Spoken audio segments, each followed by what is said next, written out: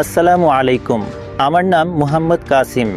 22 জানুয়ারি 2017 সালের একটি স্বপ্নে আমি দেখি প্রতিটি দেশের জন্য একটি করে আলাদা ভবন রয়েছে। দেশের আকার যত বড় তার ভবনও তত বড়। যুক্তরাষ্ট্রের ভবন ছিল সবচেয়ে বড় এবং রাশিয়ার ভবন ছিল দ্বিতীয় বৃহত্তম। মুসলিম দেশগুলোর ভবন ছিল না, বরং সেখানে সাদা মিনার ছিল। আমি শুধু 3টি মিনার দেখতে পেলাম। এর মধ্যে 2টি মিনার কাছাকাছি ছিল আর তৃতীয় মিনারটি দূরে ছিল। প্রথম মিনারে তুরস্কের পতাকা ছিল এবং এটি বাকি 2 মিনারের চেয়ে বড় ছিল।